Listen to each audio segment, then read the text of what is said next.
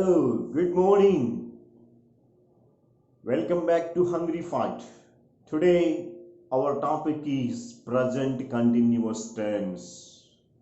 Present continuous tense means it is used to describe an action or event that is continuing at the time of speaking, but it will soon finish. దీనికి సంబంధించిన meaning ఏంటో ఒకసారి తెలుగులో తెలుసుకునే ప్రయత్నం చేద్దాం. బేసిక్గా ప్రజెంట్ కంటిన్యూస్ టెన్స్ అనేటువంటిది ప్రజెంట్ టెన్స్లో second kind of tense.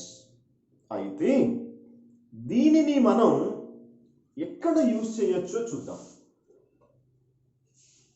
A continuous, an action that is continuing at the time of speaking.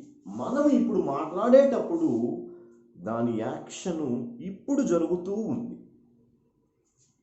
ఇంకొక సెంటెన్స్ మనం అబ్జర్వ్ చేస్తే but it will soon finish అంటే త్వరలో అయిపోతుంది. అందుకే దీన్ని మనం టెంపరరీ యాక్షన్ అని కూడా చెప్తాం. అంటే ప్రస్తుతం టెంపరరీ జరుగుతూ ఉంది, కొంత టైంలో అయిపోతుంది అని చెప్పడానికి కూడాను ప్రజెంట్ కంటిన్యూస్ టెన్స్ని వాడతాం. So also called temporary tense అని చెప్తాం. దెన్ ప్రజెంట్ ప్రోగ్రెసివ్ టెన్స్ అని కూడాను చెప్తూ ఉంటాం. ప్రజెంట్లో ప్రోగ్రెసివ్ అంటే కంటిన్యూగా ఉంది. This is the meaning of the present continuous tense. Once we will know the structure, ఒక్కసారి స్ట్రక్చర్ని చూద్దాం. Formula or structure same. Formula subject am is are. Base form అంటే ప్రజెంట్ టెన్స్ ఫామ్ ఓబ్ ఫామ్ 1 ఇన్ ప్లస్ ఆబ్జెక్ట్. ఇది దీనికి సంబంధించినటువంటి formula మనం. అయితే ఇక్కడ మనకి కనపడుతున్నటువంటి విషయాలు యామ్ ఈస్ ఆర్, ఈ 3ని మనం auxiliary verbs or be forms, present tense be forms అని కూడా చెప్తాం. ఇవి ఎక్కడెక్కడ వీటిని సబ్జెక్ట్ తర్వాత యూజ్ చేయాలో ఫస్ట్ తెలుసుకుందాం. ఇక్కడ ఒకసారి గమనిస్తే దీస్ ఆర్ కాల్డ్ ప్రొనౌన్స్. వీటిని మనం ప్రొనౌన్స్ అని పిలుస్తాం. Subjective pronouns or subject pronouns అని కూడా పిలుస్తాం. ఎందుకంటే ఇవి సబ్జెక్ట్ ప్లేస్ లో మాత్రమే యూజ్ చేస్తాం కాబట్టి subject pronouns. These are only 7 in number. I, we, you, they, he, she, it. I subject గా ప్రజెంట్ కంటిన్యూస్ టెన్స్ లో ఉంటే yam.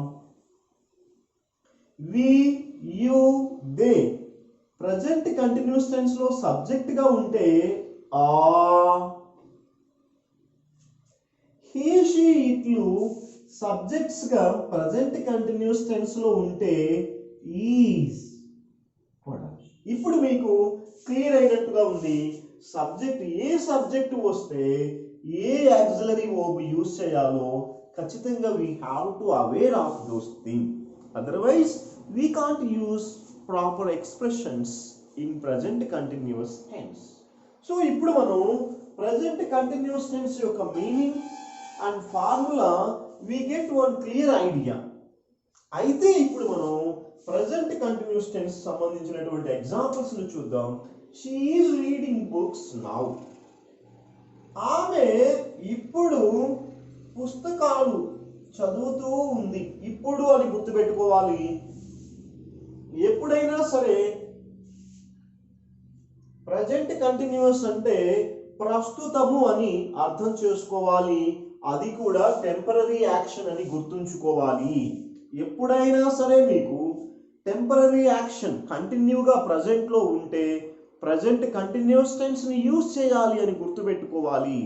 Here we are only learning about speaking purpose, that is spoken purpose. We are not going to deal elaborate or depth of the present continuous tense. Later classes we will definitely target the entire present continuous tense. What are the uses are there and what are the exemptions are there. We will discuss everything in later classes about the present continuous tense. We need not worry about these things. Only here this class going to deal about continuous, present continuous, but speaking purpose. ఫ్రెషర్గా ఎవరైనా ఉంటే నేను ఖచ్చితంగా English ఇప్పుడే మాట్లాడాలి, నాకు క్లియర్గా తెలుసుకోవాలి అనేటువంటి వాళ్ళకి definitely this lesson helps them to speak. Then coming here, second example, they are playing cricket at present. At present అనేటువంటి దాన్ని మనం adverb అని చెప్తాం, ఆర్ time phrase అని కూడా చెప్పచ్చు. They are playing cricket at present. వారు ప్రస్తుతం క్రికెట్ ఆడుతూ ఉన్నారు. I'm sorry, I written double. They are playing cricket at present. So వారు ప్రస్తుతం క్రికెట్ ఆడుతూ ఉన్నారు అని చెప్పడానికి మనం ఇవి ఎగ్జాంపుల్స్ గా తీసుకొని చాలా examples. I'm writing notes, she is going to market, they are coming here.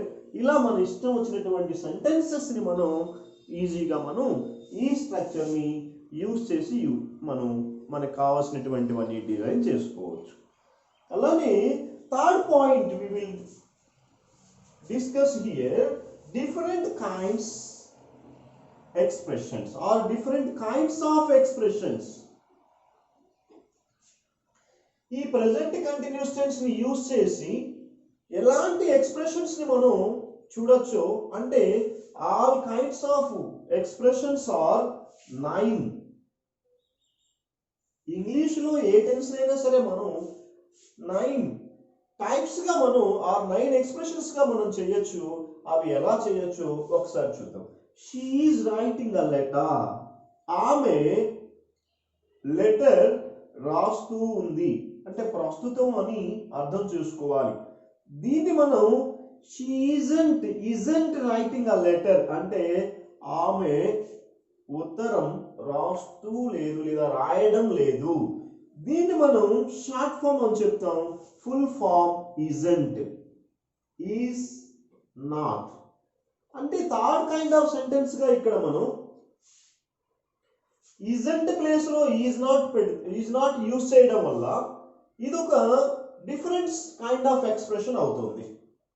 Third, is she writing a letter. ఆమె లెటర్ రాస్తూ ఉందా. Fourth, isn't she writing a letter. ప్రస్తుతం మీనింగ్ చూద్దాం. ఆమె లెటర్ రాయడం లేదా. ఇదే ఎక్స్ప్రెషన్ ని మనం మరొక ఎక్స్ప్రెషన్ గా తీసుకుంటే ఈజ్ షీ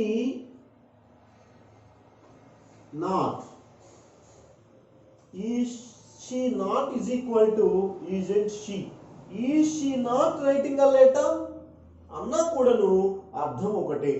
ఆమె లెటర్ రాయడం లేదా అనే question. So 1 2 3 4 5 6. Then coming to the 5, when is she writing a letter. ఎప్పుడు ఆమె లెటర్ రాస్తూ ఉంది. 6, why isn't she writing a letter. ఎందుకు ఆమె లెటర్ రాయడం లేదు. ఇదే ఎక్స్ప్రెషన్ ని మనం why is she not, why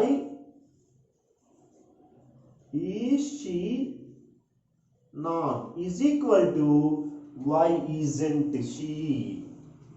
so ఆమె ఎందుకు లెటర్ రాయడం లేదు అనేటువంటి మీనింగ్స్ వస్తాయి.